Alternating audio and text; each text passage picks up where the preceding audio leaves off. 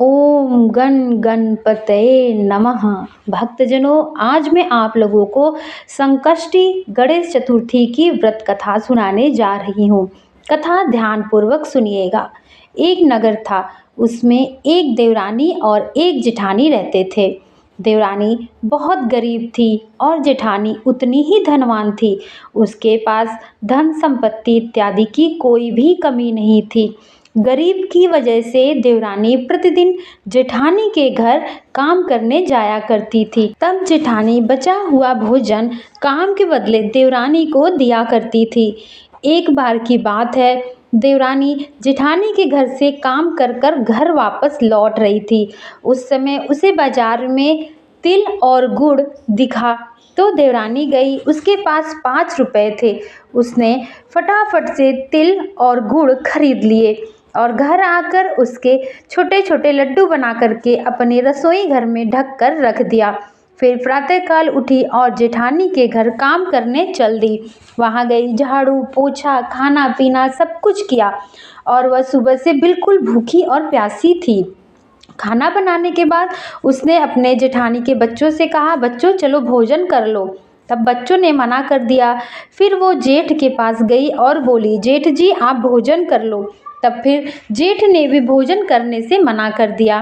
तब देवरानी जेठानी के पास गई और बोली, जेठानी जी बच्चों ने और जेठ जी ने भोजन करने के लिए मना कर दिया है। तब जेठानी बोली, ठीक है देवरानी, तुम अपने घर जाओ, कल आना, बचा हुआ भोजन मैं कल दूंगी, क्योंकि अभी तो किसी ने भी मेरे घर पे खाना नहीं खाया है। यह सुनकर देवरानी बहुत दुखी हुई तथा दुखी मन से घर को लौट आई। जब घर पे आई तो बच्चे भूख के मारे तड़प रहे थे और आते ही पूछे, माँ तुम आज भोजन क्यों नहीं लेकर के आई? तब देवरानी ने कहा, तुम्हारी बड़ी माँ ने आज मुझे भोजन नहीं दिया। यह सुनकर देवरानी के पति को बहुत गुस्सा आया और वह एक डंडा उठाकर अपनी पत्नी को पीटने लगा और बोला, जब तुम 2 वक्त की रोटी नहीं ले आ सकती तो तुम काम करने क्यों जाती हो? इतना बोलकर वह और भी उसे पीटने लगा। फिर बेचारी देवरानी रोती रोती रात्रि में सोने लगी। जब वह सोने चली गई तो उसे रात्रि में स्वप्न आया कि गणेश जी उसके पास आकर खड़े हैं और उससे पूछ रहे हैं, हे उठो गरीब औरत, मुझे बहुत भूख लगी है, क्या तुम्हारे पास मेरे लिए कुछ खाने को है तो मुझे बहुत जल्द दे दो, मुझे बहुत तेज भूख लगी है।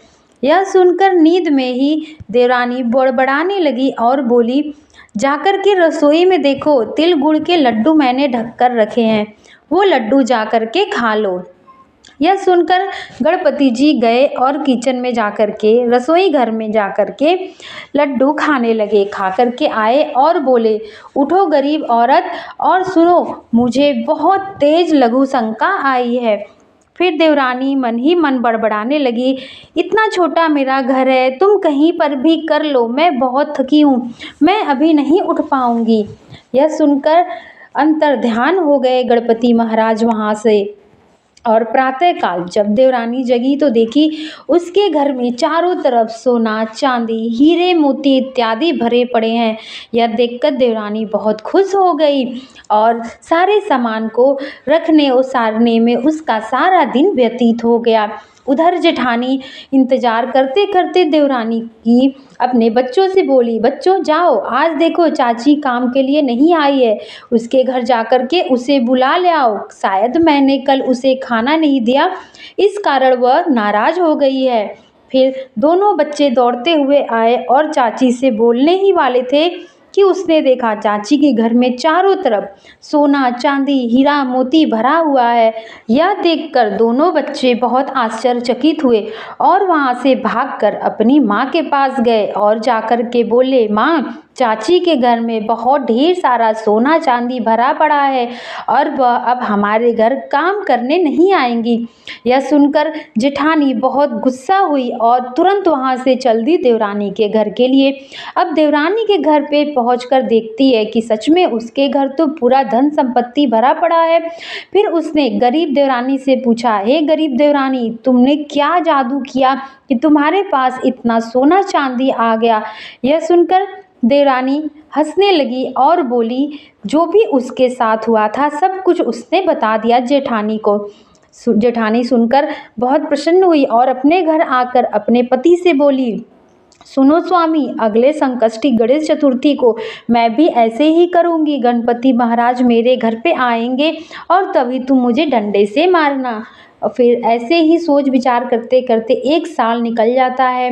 और जब गणेश चतुर्थी का दिन आता है, संकष्टी गणेश चतुर्थी का दिन, फिर वह व्रत तो नहीं करती है लेकिन अपने पति से बोलती है, आओ स्वामी मुझे डंडे से मारो।